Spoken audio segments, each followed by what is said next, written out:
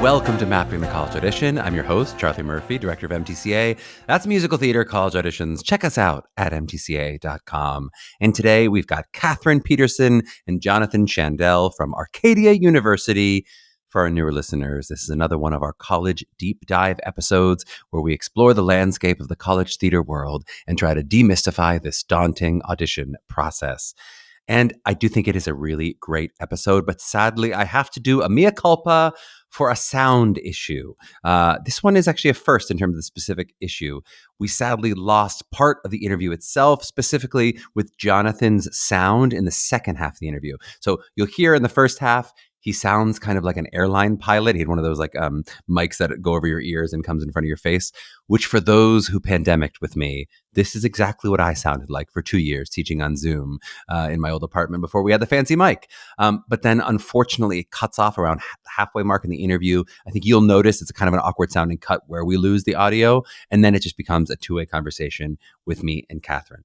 We're not sure exactly what happened, and unfortunately, we weren't able to recover the audio. Sometimes we've been able to recover that in the past, but this conversation, as you'll notice, was from the summer, and then by the time we went into recovery mode to edit it, it was too late. So I'm really sorry for that from a quality perspective, that you're not getting the full experience of what you could have gotten with Jonathan and Catherine, but I really do think the interview holds up, and you're going to get a really good picture of Arcadia. You just notice perhaps a few little Jonathan-sized holes in the back end of the conversation. And I just wanted to note this all because if I didn't say anything, I think you're actually going to hear a pretty smooth sounding interview, but it would just kind of seem like Catherine wasn't letting Jonathan talk at the end. Like sometimes I'll address a question to Jonathan and then Catherine will answer it and you go, man, let him talk. But she wasn't quite so rude as all that. They actually had a really nice dynamic of going back and forth, and they were very smooth and great with it. Luckily, she really does carry the back half of the interview in terms of the content. She says, of course, some missing tidbits that would have been great from Jonathan, but you won't feel, I think, like you've missed out in listening to this episode. On a separate note, we talked about this a bit recently. I made a kind of joke on a recent pod about a parent who said, you really should do this podcast for the acting schools as well. You should do like a second podcast. And of course, we do that, and we do acting schools here. This is an example of one. We try to look at all of the schools from an MT and acting lens, which I think often then feels like the focus ends up being more on the MT of it all, because we'll describe the whole MT curriculum, and then I'll try to ask about, and what's it like for actors when there's that overlap. I will say over 75% of our MTCA students are doing at least some musical theater school. So that doesn't mean they're MT only, but at least 75 plus are doing musical theater schools in some capacity. And so we do focus a bit more on that bent just numerically. But as I've described before on the podcast a lot, I did an Instagram series about it too.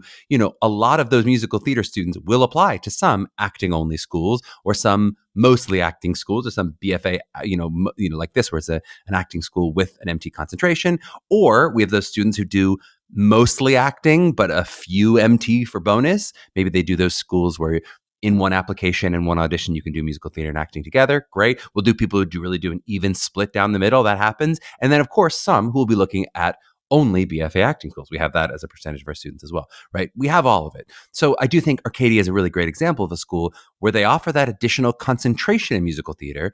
So some of our MT focused students will apply if they like an MT program that has a concentration in acting, or, Jonathan talks about it being dance light, right? But we also talk about this wouldn't necessarily be a perfect fit for those who are MT or bust, as we say it, right? Meaning that if they're really focused on, and the only thing that matters is musical theater, I really want a lot of strong dance, then if they're not as excited about the acting part of it, this might not be a school that's as high on their list.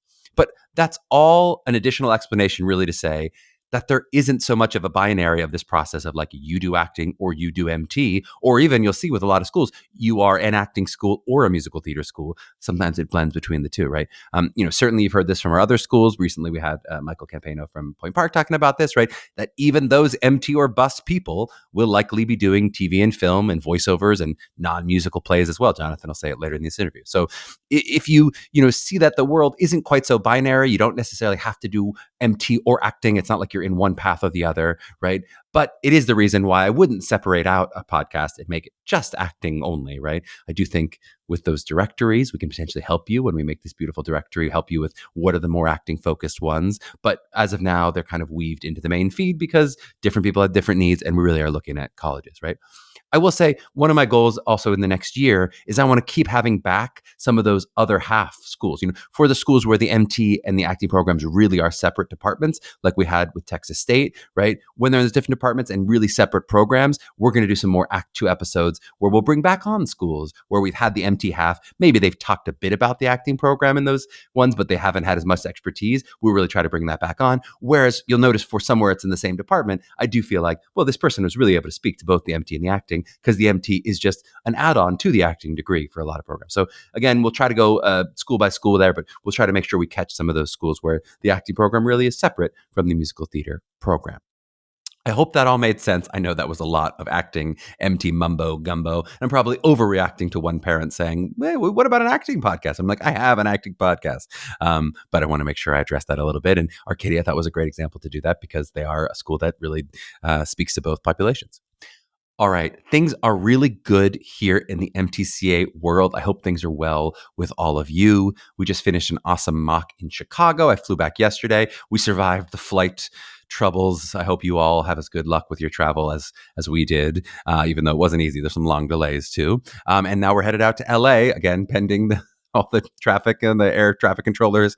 We're heading to LA for some back-to-back mocks this Saturday and Sunday, the 15th and 16th.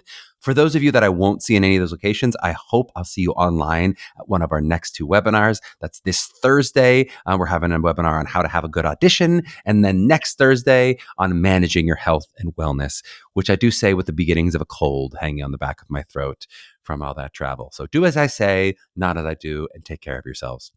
All right, without any further ado, let's get you to Jonathan Shandell and Catherine Petersen of Arcadia University. All right. Well, we are so excited to be joined by Jonathan Shandell and Catherine Petersen from Arcadia University, the program co-directors. Jonathan has a lot of education, a BA from the University of Michigan, an MFA and a DFA from Yale. He's a published author with all kinds of cool stuff that he's written, which we may chat a little bit about. And Catherine has still plenty of education, a BA from Wheaton College, an MFA from Temple University in playwriting, and has both appeared in productions as an actor, but then also is a playwright herself. And they are both the co-directors of the program at Arcadia University, which is located in Glenside, Pennsylvania, near Philadelphia, for those people who don't know Pennsylvania like myself. Their class size varies based on their class, but often ends up around 20 students in a class, and we'll talk about class size a little bit. And they offer a degree, a BFA in acting, and also a BFA in acting with a concentration in musical theater, as well as a BA in theater arts. And we'll get into all those things. Jonathan, Catherine, welcome on the pod. How are you feeling today? Very good. It's spring. It's the semester's over. It's a great time. It's a great time. It's a great time. Not that we don't like the semester being on and having the students too. We do enjoy that as well. Anything else you guys want to add in terms of your background and your journey? I read just the briefest of bios there, but anything in terms of your journey to Arcadia that you want people to know, or that that by way of introduction that you like to say of here's a fun fact of how I got into education, or how my path led me to this direction. I throw that to either of you guys. I will say that before joining the faculty here, I taught at NYU Tisch School of the Arts part-time for a number of years. Yep. And didn't see myself coming to Philadelphia. Was hoping to perhaps land a full-time job in New York, in the New York area.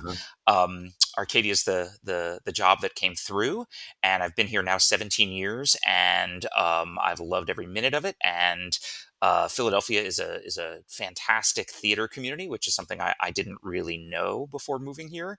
And so I do miss New York every now and again, but you're also you're at your safety school, Jonathan. That's what you're telling me. You went to your safety school. yeah, I guess so. But it also turned out to be the perfect place for me. So and Philadelphia has a lot to offer people who are aspiring in theater, and so.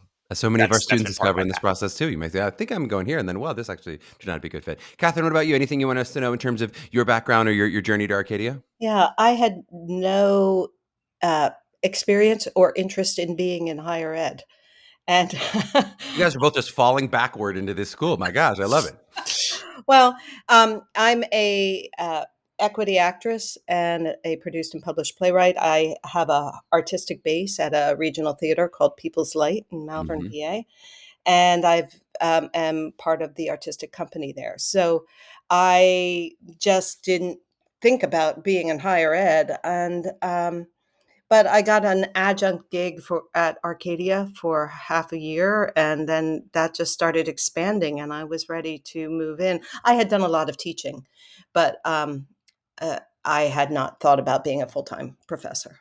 I love it. So So now we're going to have to hear about what is this gravitational pull of Arcadia that pulled both of you against your will, well, yeah, got it you is stuck that. in here. Well, let's talk a little bit about it. So, as we talk about sort of Arcadia and what it is, what it is to be at the school, what it is to be an Arcadia student, sort of how would you just generally describe the ethos of what Arcadia is, maybe especially in contradistinction to other universities, but also just in terms of like, what is it like? What is the university like and what are the students like from your experience?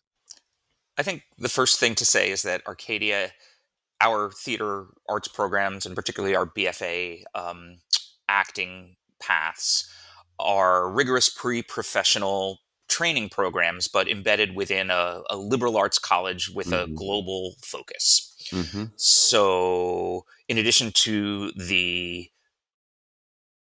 artistic training and the very intense artistic atmosphere that we have within our program, students are taking a broad-based liberal arts curriculum with requirements in all sorts of fields, and as a big part of that is a kind of global study and global awareness. So Arcadia is the number one college in the country in terms of the percentage of students who spend a semester overseas. Wow. And we have designed our programs so that that is possible for everyone, and to still graduate in 4 years and spend a semester overseas. And assuming no theater courses at all during that time, it's a time for students just to explore and expand their horizons and learn more about the world and become wider citizens and thinkers and human beings. And do you know what that percentage of students is who spend? How do you become number one? What is it? What percent of your students have to go overseas to be number one?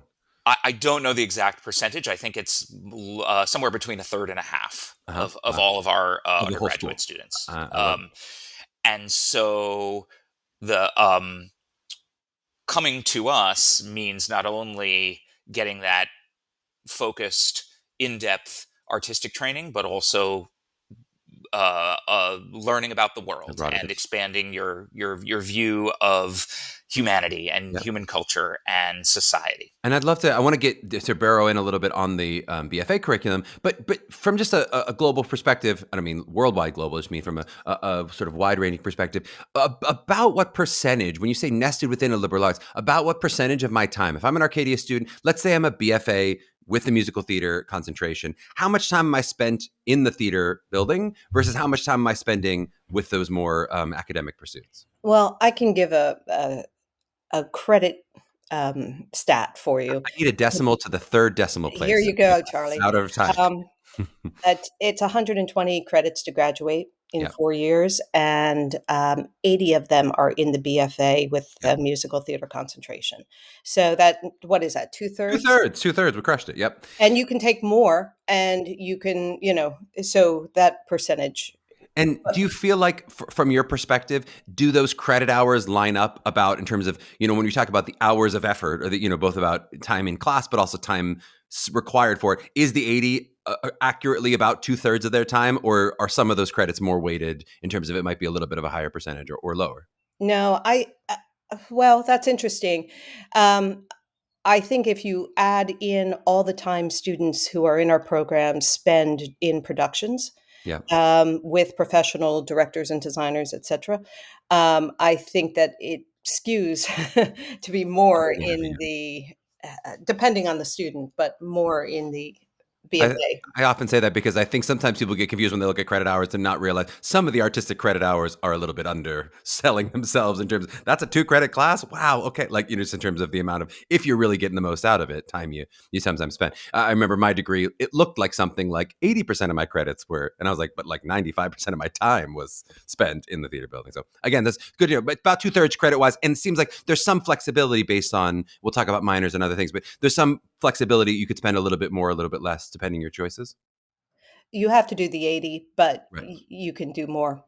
I'm saying, but you could potentially do more academically as well. Yes. Yeah. Yeah, So what does absolutely. that look like in terms of how many of your students get a minor when you talk about the global awareness? How many get minors within the building, and then how many get minors outside of the building? Well, the the musical theater concentration is one of the largest majors on campus, Yep. and so it is difficult to double major, Yep. um, and even perhaps to minor in terms of how the schedule works. Not impossible, but it just needs to be planned very carefully. Yep. With the BFA acting, it's somewhat fewer credits, and so we've had more students who pick up a minor or a double major there, Yep. and then our BA in theater arts, which is a little bit more broad based and a little bit more flexible, is the path that more students who are looking to double major Going down. Yep. will opt in to take.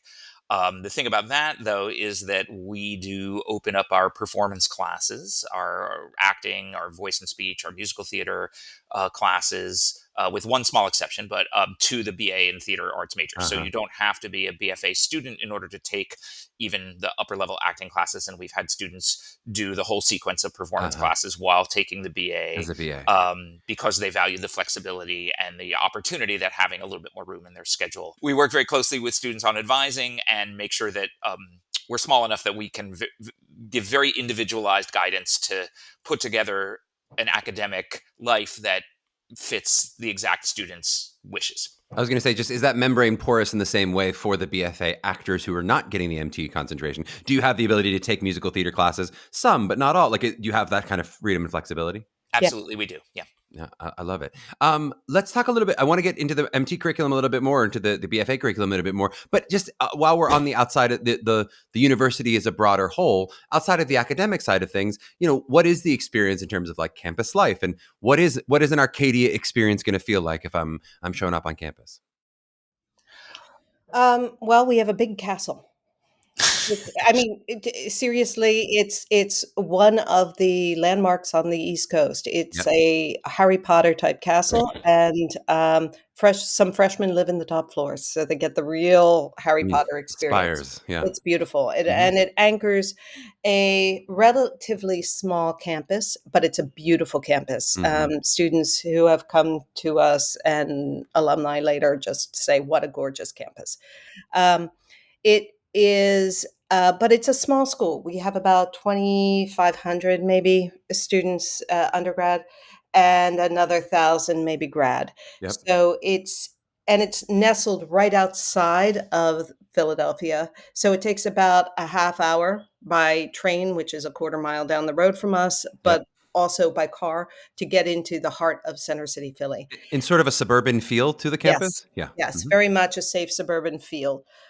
So the benefit of that, being so close to the city, is part of what is the vibe of the campus, which Yeah. is that, especially in our program, we have so many professional theater artists coming and not only teaching, but designing, directing, as I said before. And our students go into the city all the time to see shows, to see their professors or their directors working. And so that's part of the aesthetic if Yep. And I imagine you're saying when you say the city, you mean Philadelphia, though obviously also close enough to New York as well. If you were to need to take a bus in or need to make a trip in, it's not so far. and we take trips up to New York as a program. Yeah, I So love it. Okay, let's burrow into the BFA acting curriculum, and let's hear about maybe the core of what the BFA actors, what everybody gets, and then let's hear about if I'm getting that MT concentration, what does that mean in terms of what I'm getting from a sort of a freshman, sophomore, junior year, et cetera perspective. Sure. So our BFA acting major, the core of it are 5 course sequences in acting. So acting 1, 2, 3, 4, 5, and then also voice and speech 1, 2, 3, 4, 5. Mm-hmm. Um, in addition to that, there are some courses. We have a stage movement course, a stage combat course, and those are the specific requirements for the BFA acting major. Yep. It culminates in a senior year experience, which includes a course called the Business of Theater, which is Mm-hmm. kind of giving professional training and skills and exposure. Yep. And then a senior capstone. Every student at Arcadia and every major does a senior capstone, Mm-hmm. and our seniors really design and produce and create their own work for their senior capstone. Yep.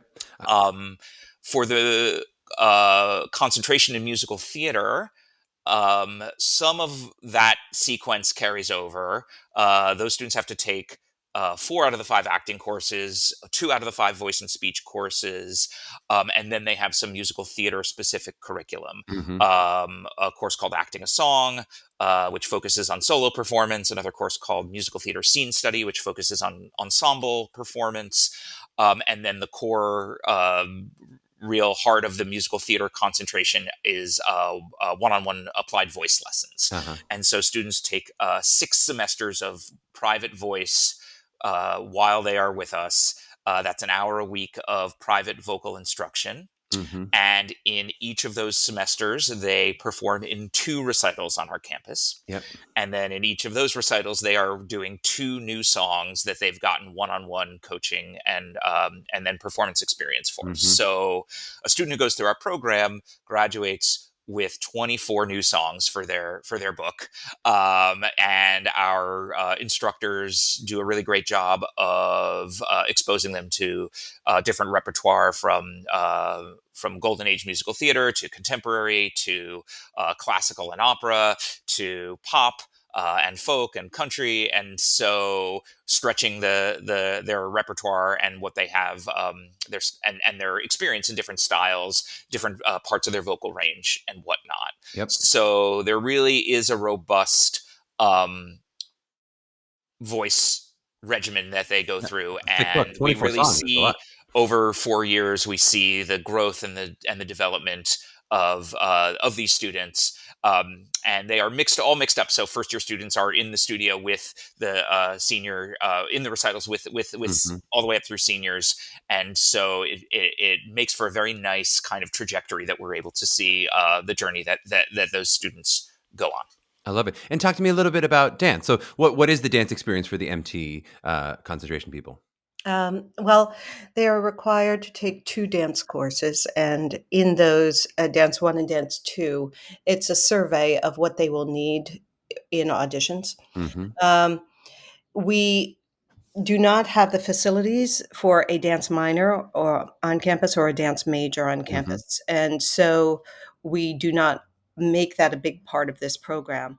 But there are ways in which students not only take these classes, but when they're cast in musicals, we hire professional choreographers to come out and work with our students. And so there are ways to get extra dance in the program.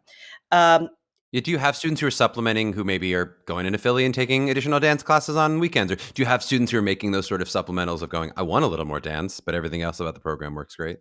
We actually have students who are dancers who come to our program, but they have not done that yet. And I'm curious about that, actually. But I think they still find that they're getting what they need at Arcadia in our program. We get students who say, I've trained in a lot of dance and I need to work on these other skills of acting and singing. So I'm good with coming to this program. Or we get students on the other side who say, you know what, dance has never been my forte. I need enough to get by in an audition, but I'm an actor who sings. Totally. We are an acting centric program, and we surround it with a really kind of deep bench of voice. There are more courses in voice beyond what Jonathan just mentioned. So, and then we say we are dance light on the outside of that circle. And I guess that leads me to kind of a broader question, which I had from the beginning of just like, in general, with your MT concentration folks, how sort of MT are most of them? Like there are programs that sort of do like, we're actors with some singing. It seems like we're maybe a little bit more than that. But I guess how many people are like, of our students who might come in and go, I'm MT or bust. I want all musical theater schools. I'm not interested in acting. I like acting as one of the disciplines, but I want musical theater. How many of your students are that category versus how many are those middle category of, I'm an actor who loves singing. I think I might eventually do musicals. Our last episode, we had Isaac Powell on the podcast. He went to North Carolina School of the Arts, an acting program, ended up in lots of Broadway musicals. So for him to go, I know I might do musicals, but I don't call himself necessarily an MT or bust person. Where do you sort of see the center of your program? Are more of those people like, hey, I really wanted MT, but just lighter on dance? Were more of them, hey, I really want acting and I'm interested in the MT? How does that sort of shake out for you guys? Well, one thing we say to prospective students when we talk with them is, and I'm not sure the exact origin of this stat or how precise it is or how dated it is, but that um, as high as 5 to 1 is the ratio of professional productions, straight plays to musicals Hmm. in the American professional theater. So even anyone who is the most ambitious musical theater performer, if they want to make a life in the arts, they are cutting themselves off from a vast Totally. array of potential employment and development and opportunities, if they don't have the training and the comfort and the foundation to audition for plays. Yep. So I think that conversation influences who finds their way to us, and the fact that we are set up as BFA in acting major with a concentration in musical theater, right, rather than a BFA in musical theater. Yep. Um, Also impacts who feels like the right fit, who finds us to be the right fit for them. Totally. Yeah. So I don't think we get a high percentage of musical theater or bust folks, partly because of the way that our program is set up, Yep. and partly because of the way that we try to get our prospective students to really think about who they are as artists. Yep. He's well said. Um, Go, Catherine.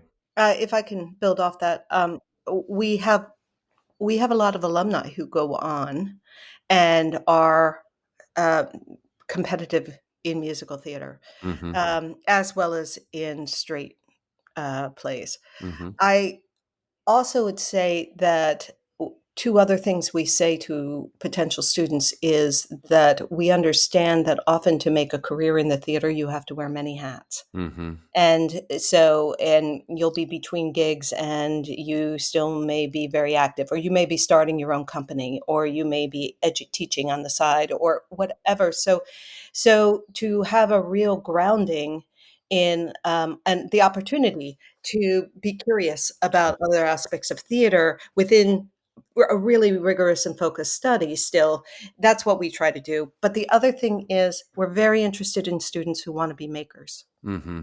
So it's not just, oh, I'm just trying to fulfill a role that somebody else, please God, let me get this role. But it's also, well, what is it you want to put out in the world? Yep. What is it you want to make? What is it? What is the story you have to tell? And how are you going about doing that in the world? It's a great So that's what we hope to build in our program, great that message. ensemble of people. I love creativity and I love the idea of curiosity. Certainly something we've talked about before on the podcast. Even as I sort of label the MT or bust, I hope, and we certainly at MTCA, we encourage our students not to hold on to that or bust mentality. That a lot of ones who come in with MT or bust actually end up discovering, oh, maybe not. And then they still end up at a musical theater school, but they go, now that I see what I am going to apply to some of those acting schools. I see what that is. And, not everyone understands it if you've only done your high school musical. And that was the only thing that you've experienced yet to go that there is more to this industry. And I say it all the time in our artist episodes. Everybody at some point will be wanting to do TV and film just because of the money that's involved. Even if you go, I don't want to do theater, that wants to be the core of my career, but I'm like, you're not going to say no to that Equalizer episode that pays you all that money or whatever. If that's Exactly. when your agent send you out for it, it's just that's the way it is. Let's talk a little bit. You mentioned the business of the theater class and the senior capstone. I'd love just from a broad perspective, what are you doing to prepare your students for their launch into the business? And then let's talk about how that senior capstone works. That's in lieu of a showcase, their capstone experience. Correct. Yeah. So talk to me, how are they preparing and how are they launching into the business with, both preparation from an educational perspective, but then also industry connections, talking to agents and managers, all that kind of stuff. A couple of things. One is we have a really robust work study program on campus. And so that means students can get paid to work in the theater, Mm-hmm. whether that's building sets or costumes or audience services or marketing and PR. And I bring that up because we're very aware, again, that we are building students' resumes and giving them experiences that can help them develop as a maker. The second thing is the senior year. We consider it for our BFA students especially, but our BA students as well, as a pre-professional year. Mm-hmm. And so what that means in their sequence is they are taking business of the arts. And in that course, that course ranges from personal budgets to the missions of theaters around the country and what they're doing, Mm-hmm. and imagining yourself creating your own theater and a whole lot of things, as well as websites and headshots and all of that stuff. Acting 5 audition techniques is another course they take that year. And in both of these two classes, they take it in the fall of their senior year. We bring outside artistic directors and directors into the classes so our students can audition for them and get feedback. So we're kind of deconstructing the showcase and giving students a little more time. We're hoping to reinstate a more official showcase. Philadelphia had one for college students pre-COVID, and then it kind of fell to the wayside, where all the area Philadelphia schools would come together at the end of senior year and do a showcase. So we're looking at starting that up again in some fashion, but that may be another year or two down the road. But we do deconstruct the showcase. We also have internship possibilities. Students can take that and work at area school theaters. And we have had students who have gotten cast in a regional theater downtown in Philly as understudies, and that counts as credit, for your senior year. So again, all of this is conversation with us, like, where are you in your trajectory? What do you need to be working on? How can we help you do that in this senior year? And then there's the capstone. And capstone is an opportunity for us to work with students to create something new. And so it could take a range of forms.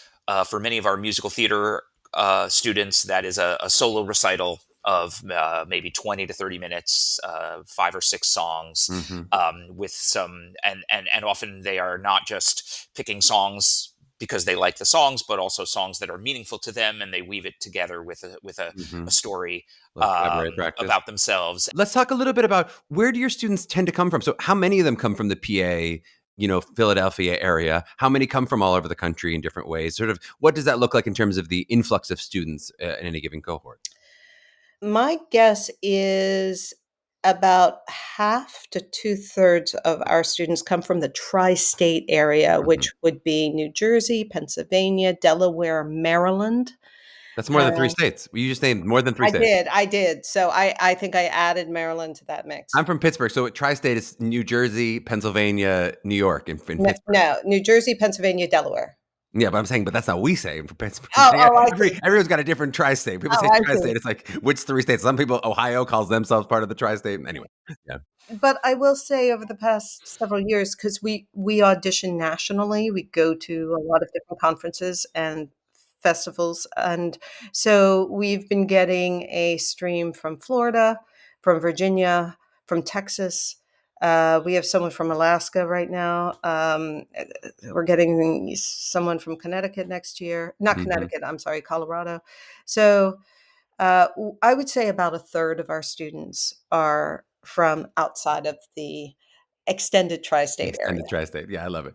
Well, let's, and we'll talk a little bit more of the emissions on the back end of the break, but let's just wrap this section with, you've just finished, we're recording this on May 8th. So you just finished your sort of recruitment for this class, these seniors, in those conversations, as you sort of are seeing why students would tend to choose Arcadia, why you got that student from Colorado or why you got the student from Alaska, I would love to hear kind of why they end up saying, hey, Arcadia is the right fit for me, and why, if you found out someone was going, hey, it was between you and another school and I went with the other school, do you have a sense of why they chose a different school? So why did they choose you? Why did they choose other schools when they make those choices? My gut would say, from past conversations, that when students come and see the life in our program, I think what they come away with is there is an intimacy and a real ensemble quality about who we are, and an intimacy with your professors and really getting to know you and work with you over time,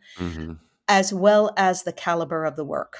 I think the quality of the work that they see when they see a production, they go, oh, and they put together that this is a small program, they get real attention, and the work is really strong. And those two together, we're not everybody's fit because we might not be a big enough program, or the campus might not be big enough, or, things like that, or there's no dance, or dance light. but I think for many students, they go, this feels like a home. Like Mhm. I could be here and thrive here. All right, we'll take a short break, and on the back end, we're talking a little bit more about the admission process. So we are back in a flash. All right, we are back with Jonathan Shandell and Catherine Petersen, and we're talking about Arcadia University and how we get into this darn school. So I'd love to just hear a little bit about, I want to talk about both the audition process and then a little bit, we've been talking already about kind of the recruitment and how that works. Can we start off with the sort of like, what does your audition year look like in terms of where you might encounter a student and how that like audition and recruitment works, especially maybe we're talking about different platforms or different, places, whether it's the Chicago Unifieds or different places. So what does it look like in terms of where you go and where someone might encounter you? So we go to two different events in Virginia. Mm-hmm. The VTAs and the VTF, Virginia Theater Association, Virginia Thespian Festival. Virginia is not part of the tri-state area, though. You're not trying to No, tell me not I'm the not. Okay, good. tri-state, Okay, good. the Yeah, extended okay. tri-state. Extended, We go to the Florida Theater Conference. Yep. We go to PA Thespian Festival here. Yep. We go to MARCA's, the Mid-Atlantic Regional Theater Yep. Conference.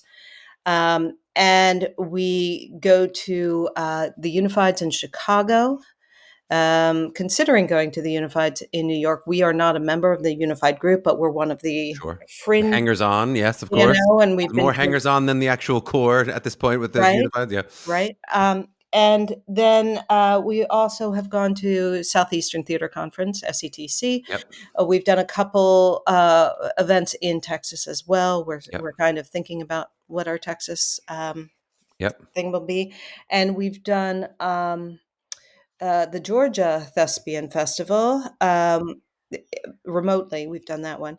Well, and I guess that's so I want to talk about what the audition experience is, but maybe even now parse out a little bit of like if it is different when it's different for someone doing an on-campus audition or a scheduled Chicago audition versus if it's more at one of these conferences and it feels like you're one of many schools, just what that might look like. So, but maybe let's start off just in general, what you're looking for in an audition. If you're making a decision to go, yes, this feels like an Arcadia student, maybe not in terms of what you're seeing from a talent perspective, from a human perspective, what does that look like in terms of what you're looking for? When I see a really strong student who has been coached a lot, you can tell, and they are executing beautifully. I feel like my job is to be a disruptor Mm-hmm. and to see, as Jonathan said, who are they underneath those choices that they have landed on, understanding that they did a lot of work to land on those choices, Yep. but it can be very technically proficient, and I still can not have any clue who that person who that performer is. Yep. There's also something I find about knowing the room. Yep. So there are students who come in and are performing on a scale that is different than than us in the room. Yep. And so that idea of getting simpler and getting truer and giving the core, we can see instrument pretty quickly. Like, Mm-hmm. how's the instrument? Is it all there? Is it interesting? Does it compel me? Have they had training? And so we can see, and you have to know how to sing. You have to know, mixing your head and your chest voice. You have to do a whole lot of different things Yep. to land a spot. But we are very compelled with who you are as a human being and what is compelling you to tell that story at that moment. And how might you change us in that process? Yep. Yeah. Well said. I love that. And I'd love to hear, like, how is it different? Most of what we're describing there are probably relatively scheduled auditions, whether they're in person or whether they're at Chicago, but they've got a time slot. They want you, and you're saying, do I want you or not? I'd love to kind of hear, how does that experience happen or flip at all for you when maybe it's a walk-in audition at Chicago or when it's a Marcus kind of situation, when it's a consortium style audition, whatever it is, where you go, I'm not necessarily getting the student who knows for sure they want Arcadia. How does that then conversation happen? We mentioned at the beginning of like, sometimes you'll talk about, oh, here's what our program's like. And most people then go, I'm excited by that. What is that conversation look like when they're deciding whether to apply and you're also deciding whether to be interested in the student? As we go to different places in the country, we develop relationships with schools. So you might find a pipeline school and you know the quality of that program and you get a couple students each year from that program. And so there is a relationship that begins to happen over Mm-hmm. time with this through the school. Um, the other thing is, and we're not the only program I know that does this, but if you're a student and you find yourself at one of these big events and you've done your audition and you get called back to us or to anybody, a lot of the people at the tables ask questions. Mm-hmm. And those are really valuable because it helps us to get to know who you are and what your goals are. Yep. And so it's basically, we will be very honest. And if you say to us, dance is my number one priority, we will literally say to you, we're not the school for you. Mm-hmm. Because there are so many good schools out there and you should go to the best one for you. Mm-hmm. So we are not, uh, our principle is, okay, I'll go to Chicago, because Chicago, we set up half-hour sessions. And that session will be a private audition. The parents, we've set up in a different room. Uh-huh. And then we have the parents join us for the conversation about the school and the goals and all of that. But we end up sharing and talking and really getting to know students and talk very frankly about stuff that, again, is moves us, helps us. And I think it's a testament of what we want, which is we're about relationship. Yep. So if we can get to have a real conversation with you, you'll start to understand who we are, and we'll make an impact through all the different schools, but we'll also tell you the truth. Yep.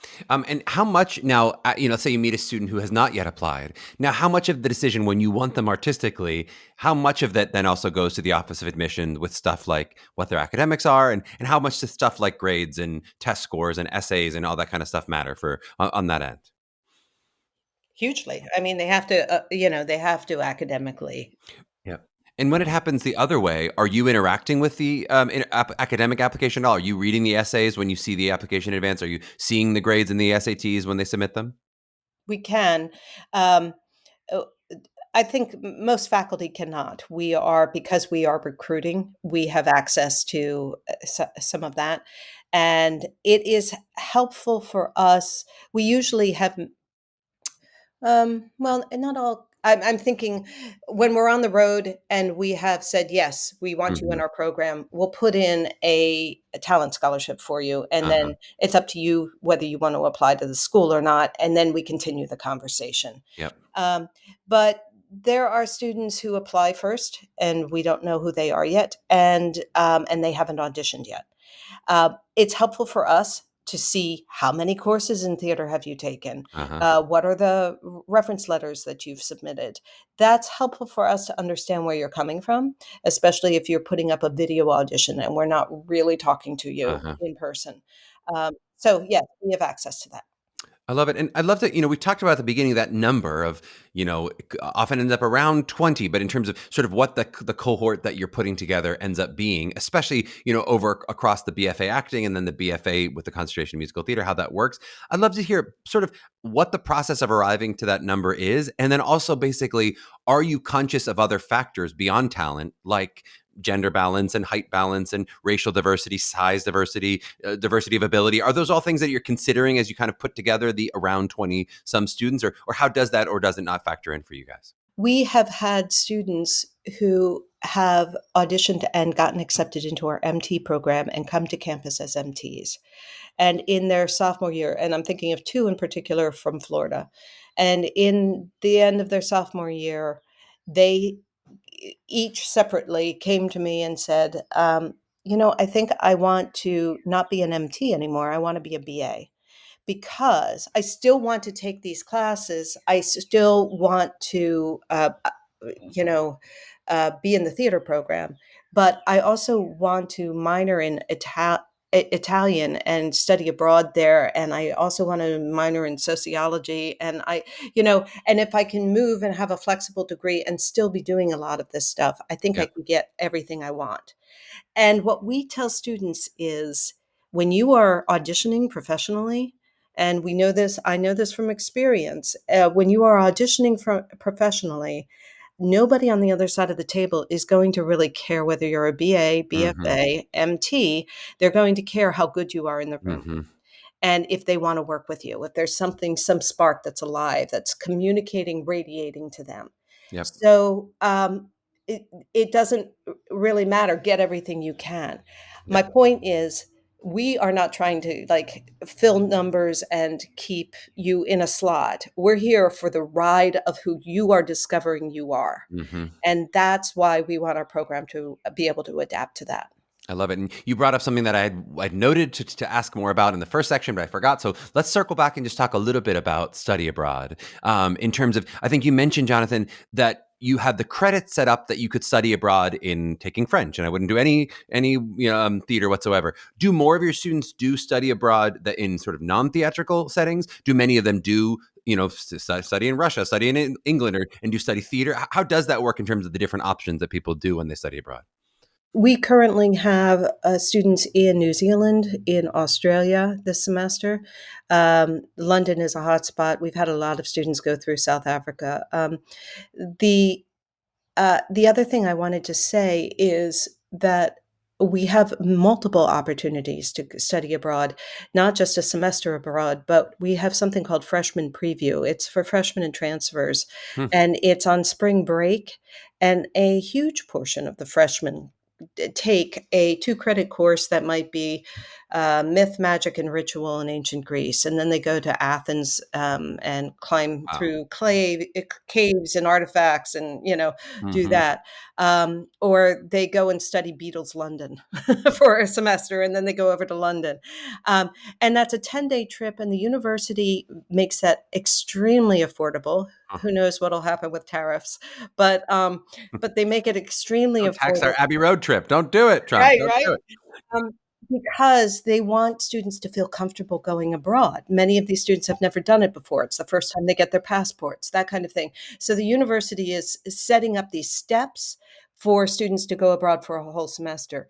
The other thing that the university offers is semester-long courses, and Jonathan's teaching one next fall, with another faculty in our theater program, where it is a study in a deep dive in a particular subject that then results in 10 days in a foreign place. I love it. It's a question I've been asking for the past year of many schools, if I remember to ask it, but of course I have to ask you, being a Philadelphia area school, is just sort of in the post UArts world. A lot of our families are kind of understandably worried about now schools' finances in a way that they just didn't used to be worried about them. Do you guys have any financial assurances you can give families in terms of, hey, we're going to be around 5 years from now? It's not, in terms of Arcadia's financial health from a broader perspective? I will say that I have been very impressed. As a faculty member, I've been very impressed with how Arcadia has handled all the dips financially since COVID. If you can imagine, I mean, COVID did a number on all universities, right, and students as well. But a big financial source, money source for Arcadia is their study abroad. And so that basically closed down for a year. And what happened was Arcadia was very transparent with faculty about where they were at financially, what needed to happen budget-wise, how we were protected, how the school was handling it. And I value that immensely, because I think it means that there is transparency happening all the way along, and they believe in accreditation as a university. They believe in being responsible with assets. So I think we're fine. It's a strange world financially, and so you can never really predict what the market's going to do these days. You said the word tariff, so and everything clenched in my body just when you said it. Yeah. But from other stories that you mentioned, U of Arts, and from other stories, there is an opposite energy going on here in terms of we've been transparent from the get-go. It's great. So I'd love to just talk a little bit about, you mentioned earlier, Jonathan, hey, we're not yet a school that is thought of as a top school and whatever. But of course, not that that's something that has to be an ambition of yours, but what is the ambition in terms of just if you would have, if everything goes the way you're planning for the next 10 years, what does Arcadia look like 10 years from now that's different than how it looks now? Are we solidifying? Are we growing in certain ways? What is sort of what your hope of what Arcadia will be 10 years from now? One, I think we ask these kinds of questions a lot of each other, and we are in a growth spurt right now. The university, we've moved into our offices that are in a new space. We have a new black box, basically. I think in terms of the number of students in our program, we have about 60 majors right now, and Mhm. I think our sweet spot is about 75 Uh-huh. to 80. I don't think we wanna be much bigger than that, because I think we'll lose the intimacy and the ensemble nature of who we are, and Mhm. that's really vital to us. Um, I think higher ed is in a place of rapid change. And so I think the old models may not be what's around in 10 years. Mhm. And so I think that opens up a lot of really interesting possibilities for theater training Yep. across the board. So we've been thinking about having a summer theater camp. And, how does that model train current students? Or other ways in which there are summer, or not just summer, but extension Mhm. kind of programs. I think our study abroad is a way for us to think about that. But I just think experiences might be the new horizon. I love it. And I think it is notable too. We just have had a particular rash of college interviews where sometimes new program heads and sometimes the same program will have 3 or 4 new heads within a decade. Just saying the fact that you said 17 years from both of you guys, that's amazing. I mean, you don't look a day over whatever that would be, but really that's notable. I mean, in terms of that investment of time that you talked about it like you fell backward into ending up here, but then here you are for 17 years. I mean, that is not every program has that kind of continuity either. Well, one of the things that we both talk about how grateful we are is we've had some other colleagues who have left, but from the get go, the, our colleagues and us, we were a team, and we are a really close program, and that continues to be the case. And I think the students feel that there's no infighting going Yep. on. No, my last actual question for you guys is just advice to the parents in the process. So, for parents that you get to interact with, a lot of our listeners are parents who are trying to support their children, whether that means their child's a sophomore or junior, just starting to look at their list. Some of them, now really in the process as rising seniors. How do you find, parents are able to best support their children? And do you have any advice for parents as they kind of navigate this process? Ask the university for money. Mm-hmm. And if you get an answer you can't live with, ask again, Mm-hmm. and then make your decision based on what they can or can't do. Um, and then the second thing I would say is college is a time for students to change. Mm-hmm. So, um, helping your student make your child make a decision where they feel they can grow and change, not where they have to fit into a mold that they then have to deliver on in Mm-hmm. 4 years. It's a big difference. And because students are going to discover a whole lot of new things about themselves and not hopefully be the exact same person they were when they went in. Yep. And so the university as a whole should be able to hold that change and inspire it. In my role as a disruptor, sometimes I tell students and their parents the whole concept of studying for a BFA or an MT in undergrad is a relatively new invention. Mm-hmm. And it is an invention that has taken off, but it didn't exist. It didn't exist, I don't know when the first BFA program in this country was for actors. Do you know, Charlie? Carnegie Mellon, if you can believe it, yeah. But that was about 100 years ago, and it wasn't musical theater at the time. It sort of evolved into becoming musical theater. But that was the first BFA was 1908, I think it was. We did the Really? centennial, Even yeah. that? Oh, wow, that's There, older than I there were thought. not a lot. There were like 3. Yeah. It wasn't a BFA. Sorry, it wasn't a BFA 100 years ago. I'm saying, but it was the first, like, whatever, the version of what would evolve into a Right. BFA. But Well, and my own example of I was a psych major in hmm undergrad, and I, became an actor in New York, in a whole different path, and then ended up in the professional theater. So there are, like Jonathan said, there are many roads, yep. and not Well, just one. and to your point, I think in some ways that there's something antithetical about, back then it was Carnegie Tech when it was a program, and it was not about an education, a university education. It was about, this is a technical school, almost like you'd learn to be a plumber, you'd learn to be an actor, it was a trade. And this weird idea of mixing college with this kind of trade skill of what it is to become an actor, there is something that there's a tension between those two. You're trying to do two very different things at once and put it into a 4-year education. And it's why I think we have so many fascinating different recipes that you bake, because it's not an easy, like, this is how it is, this makes total sense to people.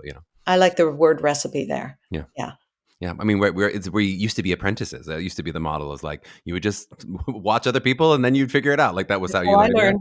Of Yeah. course, that's the model of actors for however hundreds of years. Mhm. In their Shakespeare class, I'm sure that's what they'd be doing. They'd be studying each other. I love it. Well, Catherine, Jonathan, it was so great getting to chat with you all. Thanks so much for the time today. I really appreciate it. Charlie, thank you.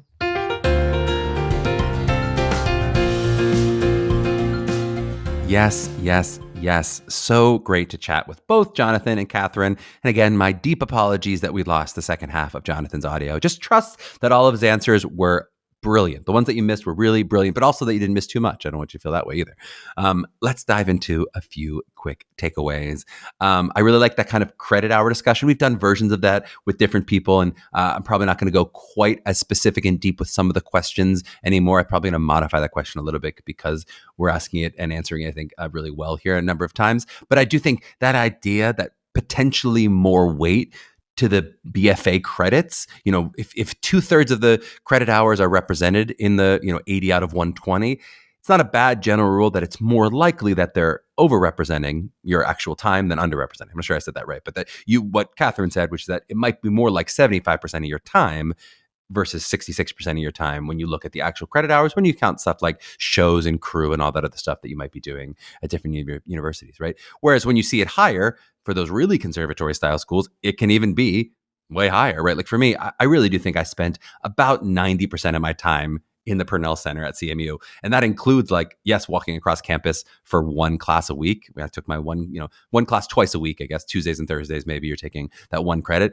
And then that also includes like going to the gym and playing basketball, whatever. And still, I would say 90% of my time was spent in that building. Like basically my whole college experience was in that Purnell Center. And I will still ask schools a version of that because I do think it's helpful to hear them talk about, what percentage are you spending most of your time? Is it 66? Is it 75? Is it 90? Where does it feel like it lands? But I probably won't get deep into the credit weighting question just because I feel like it gets a bit academic. Speaking of academic, let's talk a little bit about study abroad. I did ask, you'll notice in the second half about this. This was one of those answers where we lost Jonathan's half of the answer. Luckily, Catherine also answered it, but he talked a little more about the study abroad program, so I'm sorry to have lost that for you. I did appreciate what Catherine did expand on the program. I think you got a good sense of it. I will just say in general about study abroad, we haven't talked about it a lot on this program. It's come up a few times, but we haven't, I think, done a real takeaway on it. To me, study abroad is really one of those additional things that can be such a nice thing, such a nice supplemental additional thing. Very common that you could do it in a BA program or a BFA acting program, a little bit more common in a BFA acting program than a BFA MT, just because they're not quite as jammed up in terms of the amount of credits that you need. And realistically, it's going to be a bit tougher for you, I think, in an MT program to get an MT comparable, a musical theater comparable study abroad where you're like actually doing actively musical theater in your study abroad. That said, some musical theater programs like Carnegie Mellon, they gave us the option for both MTs and actors. Though again, we've talked about the different spectrum of things. For Carnegie Mellon, it was a drama degree where our MTs and actors had very similar degrees. It also was maybe lighter in dance than some other programs in terms of the amount of credits. And some musical theater majors did take us up on that study abroad, though I do think it was just numerically more popular among the acting majors that they would do that study abroad. Part of that is because our study abroad happened in the first semester of our senior year when we did it, which is just a tricky time with showcase and all those other things, right? But I do think this is very similar in that category of stuff like a double major, that I think it can be really cool and can be a nice little parallel to kind of intensive musical theater training, right? But it's unlikely that it's going to be something that's going to fit in easily to most BFA musical theater training, right? Even if you think about like, what are the kinds of things I might study abroad? Of course, the experience itself, living in a different country is so cool, right? You're more likely to study, if it's a theatrical based study abroad, like a different methodology of acting. Maybe you'd study Russian movement. You're studying a specific kind of dance, a specific kind of voice could happen. Or maybe you're not going to a conservatory program at all. Musical theater is really such an American art form. It's not to say there aren't any international schools. We've had some on. There are international schools that do musical theater, but it's more likely when you talk about study abroad programs that you might not be getting specifically an equal training in musical theater in your study abroad. You might be going, I'm getting this different rich experience, which is, again, very cool parallel, but comes up a little bit in that tension of what we talked about with Catherine, of the sort of the tension or the awkwardness of trying to get conservatory level training in acting, singing, and dance all within a 4-year university experience, where study abroad feels like one of those more university centric experiences of expanding who you are. I think really, really cool, but I'll just say less typical, I think, for musical theater programs, partially for that reason. Okay, I'll go much less deep on the conversation about asking the university for money. Not really a lot I need to add there. You've all heard that advice so many times on the pod. So if you're a newer listener, I'm just underlining that has been said many, many times. Nearly a universal bit of advice that can't hurt to ask. Not that every single school will be able to give you more money, but it can't hurt to ask and show that interest and do that negotiation. Just underlining that Catherine said that as well. I said most of this in the interview itself, but just wanted to comment on that idea of like, they both have over 17 years invested.